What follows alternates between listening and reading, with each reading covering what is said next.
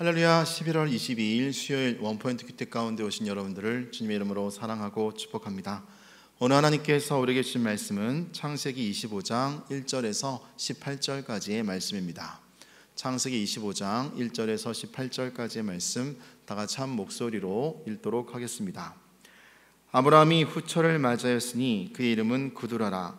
그가 시므란과 욕산과 무단과 미디안과 이스박과 수아를 낳고 욕산은 스바와 드단을 낳았으며 드단의 자손은 아수르 족속과 르두시 족속과 루미 족속이며 미디안의 아들은 에바와 에벨과 한옥과 아비다와 엘아이다이다니 다 구두라의 자손이었더라.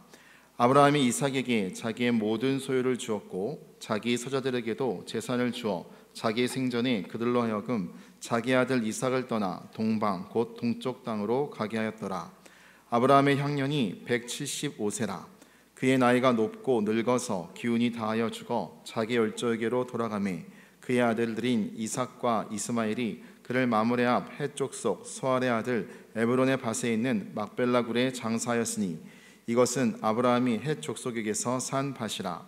아브라함과 그의 아내 사라가 거기 장사되니라. 아브라함이 죽은 후에 하나님이 그의 아들 이삭에게 복을 주셨고 이삭은 브엘라 헤로이 근처에 거주하였더라. 사라의 여종 애굽인 하갈이 아브라함에게 낳은 아들 이스마엘의 족보는 이러하고 이스마엘의 아들들의 이름은 그 이름과 그 세대대로 이와 같으니라.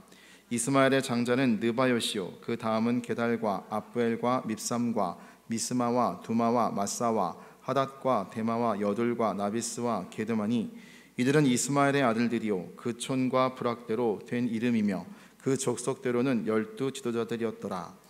이스마엘은 향년 137세에 기운이 다하여 죽어 자기 백성에게로 돌아갔고 그 자손들은 하윌라에서부터 아수르로 통하는 애굽 앞 술까지 이르러 그 모든 형제의 맞은편에 거주하였더라. 아멘. 이 시간 갈등을 미리 대비하려면 이란 제목으로 담임 목사님께서 큐티 인도해 주시겠습니다. 할렐루야. 자, 창세기 25장 오늘 이제 우리가 수요일 날 묵상할 이 본문의 말씀은 아브라함이 사라가 죽은 이후에 아마 그의 아들 이삭이 리브가와 함께 아름답고 사랑스럽게 사는 모습에 만족도 있지만 아마 보기에 저기도 본인도 아마 새로운 아내를 맞았으면 좋겠다는 열망이 생겼던 것 같아요. 그래서 1절에 보니까 아브라함이 후처를 맞이하였으니 이렇게 말합니다. 자, 우리 이 본문을 보면 그래도 사라가 죽은 이후에 맞은 것으로 봐야 합니다. 그의 이름은 구두라라 이렇게 하므로 아브라함의 후처는 남자들이 뭐 대충 아브라함이 부유한 사람이었기 때문에 후처를 맞는데도 그리 큰 어려움이 없었을 것이다 라고 보는데 그가 낳은 아들들의 이름들이 여기 쭉 나옵니다. 2절에 시므란, 욕산, 무단, 미디안.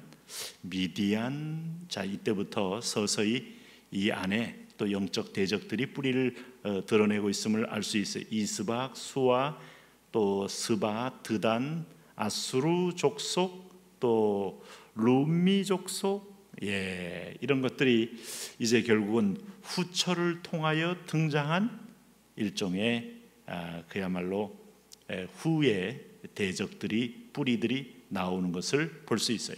그러니까 아브라함은 이제 구두라를 통해서 6명의 이제 자녀를 낳았는데 이런 서자들에게도 아브라함은 5절에 보니까 이삭에게 자기 모든 소유를 주고 서자들에게도 재산을 주었다 그랬어요.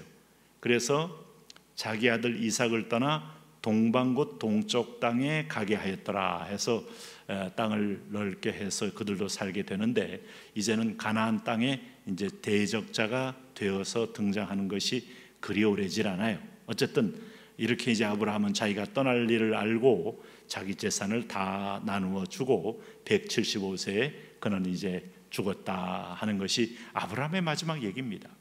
그런데 여러분 이미 창세기 12장에서 하나님이 아브라함을 불러서 천하 만민이 너로 말미암아 복을 얻게 하겠다. 모든 민족과 족속이 너로 말미암아 복이 되게 하겠다 하는 약속, 이 약속은 결코 끊어지지 않는 겁니다. 자, 내게 복을 주어 내 이름을 창대하게 하리니 너는 복이 될지니라 했던 그 약속들이 지금 14장에서 17장에서 쭉 이어지면서 창세기 25장까지 오고 있는 겁니다. 여기서도 아브라함은 그의 아들들을 통해 이루어지는데, 이 축복은 대적이 있어도 결코 중단되지 않고 이 축복의 역사는 이루어간다. 인간은 실수하고 하나님은 언약을 이루신다. 인간은 스스로 이렇게 계속해서 악수를 두지만 하나님의 신실함은 일관되다 하는 두 장면이 이제 겹쳐 보이는 장면이에요. 물론 아브라함이 무조건 혼자 사는 것이 정답이다, 뭐 이렇게 말할 수는 없을지라도 이제 그가 얻은 후처로 인하여 그의 그 언약에 심한 대적자들이 생기는 것도 사실인 겁니다. 그리고 여기서 보면 이제 오늘 8절에 보시면 그의 나이가 높고 늙어서 기운이 다하여 죽어 자기 열조에게로 돌아가매 그의 아들인 이삭과 이스마엘이, 자 소방 맞춰서 내쫓았던 그 하갈과 이스마엘, 그 형된 이스마엘이 아버지가 죽으니까 함께 와서 장사하는 장면을 볼 수 있어요. 자, 지금 중동의 이스라엘과 주변의 수많은 5억의 아랍권 사람들이 소위 아브라함 협정 해가지고 평화 조약을 맺기 직전에 지금 하마스와의 전쟁이 터진 거죠. 그래서 참 이게 가까이 갈 수 없는 너무 먼 그대가 되어 버렸습니다만은 역사 속에서 많은 지금 전쟁의 상처와 증오의 어떤 뿌리들이 이제 있긴 합니다만, 여기 최초의 아버지 아브라함 밑에서는 함께 모인 장면, 이 장면이 참 매우 유일하게 이제 보기 드문 이삭과 이스마엘이 아버지 앞에 함께 모인 장면이 되는 겁니다. 그래서 그를 마므리 앞 헷족속 소알의 아들 에브론의 밭에 있는 막벨라 굴에 장사했다. 이 말은 10절에 보세요. 아브라함이 헷족속에서 산 밭이라 아브라함과 그의 아내 사라가 거기 장사되니라. 하나님의 나라에 대한 꿈을 꾸고 아브라함이 사라를 거기 장사한 것을 아브라함도 그 아내 곁에 장사를 함으로 가나안 땅에 그가 묻히게 되었다 하는 것이죠. 그리고 그 땅 가운데서 이제 영원한 나라를 그는 꿈꾸며 바라보았다. 그러니까 아브라함은 참 어찌 보면 그의 인생 자체는 복되게 마무리가 된 겁니다. 은혜 안에서 약속의 성취를 경험하면서 그 평안한 노년을 보내다가 아내와 함께 장사가 되었다. 여러분 이거 우리가 그리고 나서 그의 재산을 그저 분쟁하지 않고 이삭을 비롯하여 심지어는 서자의 아들들 6명에까지도 나누어 주었고, 아마 이스마엘도 어느 정도 얻지 않았을까 하는 생각을 하게 됩니다. 그렇게 됨으로써 그의 인생은 비교적 아름다운 마무리를 하고 있는 거예요.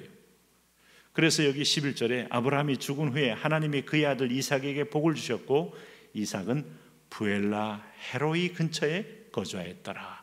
자, 부엘라 헤로이, 하나님께서 이 부엘라 헤로이란 뜻이 나를 살피시는 하나님, 이게 하갈을 만났을 때 그 이름이 명명이 드러났던 것인데, 여기서 그 이삭이 리브가를 만났었고 또 그 근처에서 계속 살게 되므로 하나님은 계속해서 하나님의 보호와 관찰이 있는 은총의 메인 하나님의 그 언약의 하나의 줄기라는 사실이 은연중에 성경에서 강조되고 있는 거죠.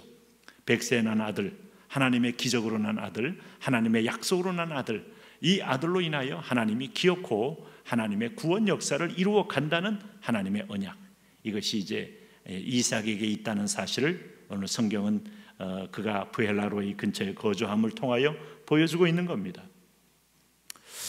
그리고 나서 이제 여기 12절부터 나오는 것은 이스마엘의 족보 얘기가 나옵니다. 이 족보는 창세기 17장 20절의 약속대로 12두령을 낳으리라 했던 약속 그대로가 또 이루어지는 거예요. 그러니까 하나님은 하갈이의 아들 이스마엘이든 또 아브라함의 아들 이삭이든 하나님이 약속한 것들은 반드시 이루어지게 됨을 보여주고 있어요. 말씀으로 창조하신 하나님은 그 말씀의 성취가 곧 하나님의 이 세상의 구원 역사임을 보여주고, 이것은 하나님께서 내 언약 백성에게 말씀함으로써 구원으로 그 열매가 나타남을 분명히 하나님은 이루어가고 있음을 보여주는 겁니다. 그래서 여기 12절에 사라의 여종 애굽인 하갈이 아브라함에게 낳은 아들 이스마엘의 족보는 이러하다 할 때 여기에 이제 12두령의 이름이 쭉 나와야 할 이유는 하나님은 기어코 약속대로 그 자녀에게도 하나님은 복을 더하여서 아들을 낳게 했다 하는 겁니다. 그러면서 17절 말씀 보세요. 이스마엘은 향년이 137세의 기운이 다하여 죽어. 자, 아브라함이 죽은 이후에 이제 이스마엘도 그 이후에 137세, 아버지는 175세, 그러니까 아버지보다 거의 한 40년 정도 더 일찍 돌아가게 됐습니다마는 자기 백성에게로 돌아갔고 그 자손들이 하윌라에서부터 아수르로 통하는 애굽 앞 술까지 이르러 그 모든 형제의 맞은편에 거주하였더라. 이게 드디어 이제 형제를 대적하는 하나의 그 대적자의 자리에 서 있어서 내 백성을 끊임없이 괴롭히고 공격하고 연단하는 존재로 서게 됨을 볼 수 있어요. 자, 여기서 보면 여러분 결국 이 이스마엘의 자녀들도 하나님이 허락한 거 아닙니까? 오늘 이 땅에 사탄도 하나님이 허락한 거 아닙니까? 잠언 14장 6절 말씀처럼 악인도 그 쓰임에 적당하게 하나님이 허락한 거 아니겠습니까? 모두 다 하나님의 주권하에 있어요. 하나님은 악을 행하게 하거나 악을 조장하는 분은 아니지만 악한 자를 존재케 함으로 그들은 그 악의 행위를 행함으로 내 백성을 연단도 하고 훈련도 하고 죄는 죄로, 칼은 칼로, 철은 철로 우리를 연단해 나가는 그의 또 비밀스러운 섭리를 보게 돼요. 그러나 분명한 것은 하나님의 언약을 받은 백성이 남은 자가 되어서 기어코 오늘 마귀에게 멸함을 당하지 않고 하나님의 언약을 이루어간다 하는 장면을 오늘 여기 창세기에서 이미 그 시작에서 우리는 또 보게 됩니다. 하나님의 신실한 언약을 신뢰하고 담대함으로 나아가시기를 바랍니다. 하나님 아버지, 오늘도 큰 주권을 신뢰하며 이 땅 가운데도 합력하여 선을 이루시는 하나님의 큰 손을 바라보며 오늘도 담대하게 승리의 하루하루를 살게 하여 주옵소서. 예수님 이름으로 기도합니다. 아멘.